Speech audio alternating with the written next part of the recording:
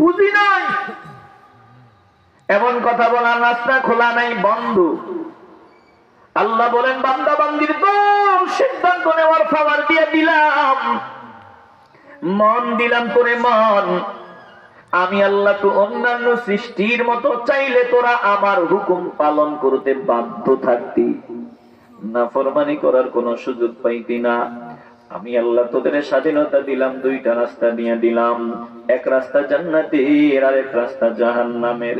এবার তুই সিদ্ধান্ত নিবি বান্দা কোন পথে চলবি, জান্নাতি যাবি নাকি জাহান্নামী হবি। ওয়াহাদাইনাহুন নাজদাইন।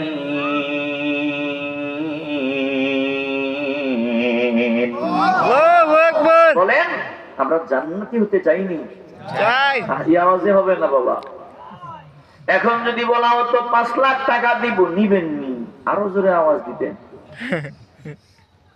ওরে বাবা জান্নাত চাইনি, চাই। ওইটা থেকে আওয়াজ দিতে হবে, বলেন আমরা জান্নাত চাইনি।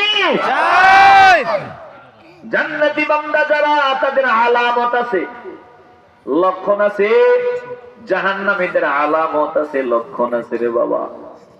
বলে জমিন দিয়ে চলার সময় বোঝা যায় কোনটা গাঞ্জাখোর আবার কোনটা বলু।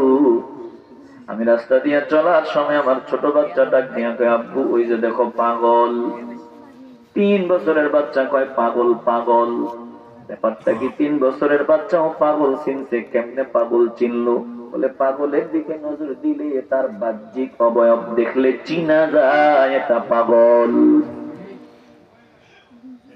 কোন বান্দা জান্নাতি কোন বান্দা জাহান্নামী ওটা বান্দার আলামতে বোঝা যায়, লক্ষণে বোঝা যায়।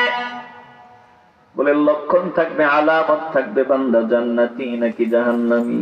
জমিনে সব বান্দা দাবি করে আমি জান্নাতি হতে চাই। বলে কোন বান্দা জান্নাতি এটা আলামতে বোঝা যায়। মুসলমান ইমানদার জান্নাতি বান্দার কলবের ভিতরে অহংকারের ময়লা থাকবে না। জান্নাতি বান্দার এই মানুষত্বের পোশাকের মধ্যে জেনার ময়লা থাকবে না, ঘুষের ময়লা থাকবে না, সুদের ময়লা থাকবে না, এই পোশাকের মধ্যে ময়লা আবর্জনা রাখবে না। বলে ভুল ক্রমে লাগিয়ে গেল, বান্দা ধৌত করিয়া পরিষ্কার হওয়ার জন্য পাগল হয়ে যাবে। জোরে কোন ঠিক কিনা? পরে বাবা একটু চিন্তা করে দেখো, আল্লাহ আমাকে শ্রেষ্ঠত্বের খাবার দিলেন, সম্মান মর্যাদা আল্লাহ আমাকে দান করিয়া দিলেন, না চাইতেই আল্লাহ আমারে সম্মান দান করে দিলেন। বিনা দরখাস্তে আল্লাহ